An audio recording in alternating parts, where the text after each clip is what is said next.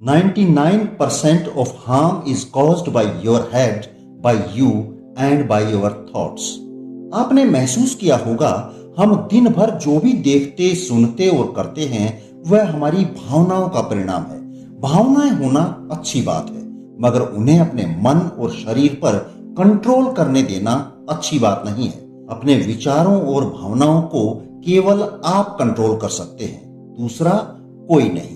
इसलिए दूसरों को आप अपने विचारों और दिमाग को कंट्रोल करने की इजाजत ना दें। एडमिरल अर्नेस्ट जे किंग ने कहा था, अगर कोई जहाज डूब गया है तो मैं उसे वापस नहीं ला सकता, और यदि डूबने वाला है तो मैं उसे बचा नहीं सकता। मैं कल की समस्याओं पर काम करने में अपने समय का बेहतर उपयोग कर सकता हूं, बजाय इसके कि समस्याओं की चिंता करूं। इसके अलावा अगर मैं ऐसी चीजों को खुद पर हावी होने दूंगा तो मैं लंबे समय तक टिक नहीं पाऊंगा।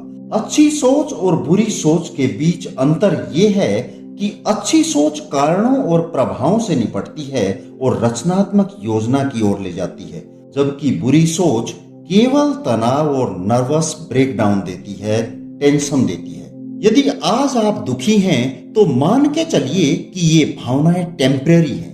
यदि खुशी आपको छोड़ सकती है तो तकलीफें भी एक दिन दूर हो जाएंगी। बस आपको ये ध्यान में रखना है कि आप अपने दिमाग को नियंत्रित कर सकते हैं, अपने विचारों और भावनाओं को नियंत्रित कर सकते हैं। जब भी आपको लगे कि आपके दिमाग में नकारात्मक विचार आ रहे हैं तो अपना ध्यान वहां से हटा लें।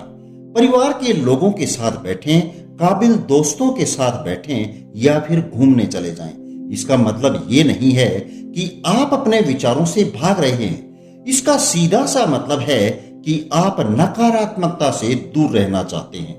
मैं मानता हूं कि हम एक डिमांडिंग वर्ल्ड में रह रहे हैं। हम सब पर डिग्री, कैरियर, रिलेशनशिप और परिवार का प्रेशर है। ये लिस्ट एंडलेस है जो हमारे दिमाग को हर वक्त व्यस्त रखती है। दिमाग को व्यस्त रखना कोई बुरी बात नहीं है, मगर दिमाग को नकारात्मक विचारों में उलझाए रखना भी कोई अच्छी बात नहीं है। सच्चाई तो ये है कि हमारे विचार हमें इस कदर डिस्ट्रैक्ट कर देते हैं कि हम अपनी असल जिंदगी को भूल ही जाते हैं और अननेसेसरी विचारों और इमोशंस का बोझ दिन भर अपने कंधों पर ढोए फिरते हैं, जो आपके दिमाग और शरीर के लिए नुकसानदेह है। Over thinking complicates everything and simplifies nothing.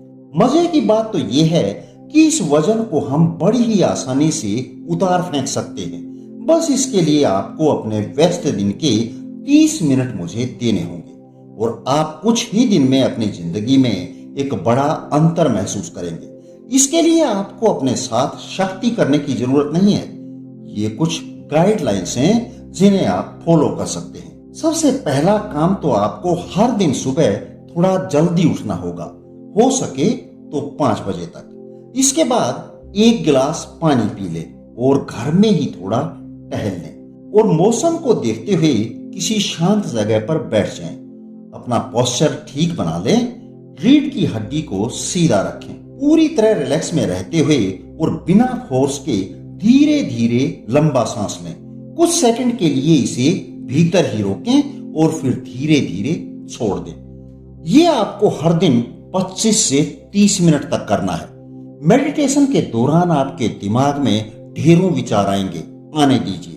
बस आप अपनी सांसों के फ्लो पर अपना ध्यान लगाकर रखें, उनको ऑब्जर्व करते रहें। यहाँ पर किसी लेक को भी ऑब्जर्व कर सकते हैं जो बिल्कुल शांत है, लेकिन अचानक उसमें कोई चीज गिरती है, लहरें उठती हैं और फिर से सब कुछ शांत। यहाँ पर आपका दिमाग उस लेक का पानी है और अब उसमें अचानक एक विचार रूपी डिस्टरबेंस आ जाती है जो उसमें लहरें पैदा कर देती है, लेकिन कुछ देर बाद में फिर से शांत हो जाती है। इस तरह से आप अपने थॉट्स और इमोशंस को कंट्रोल कर सकते हैं।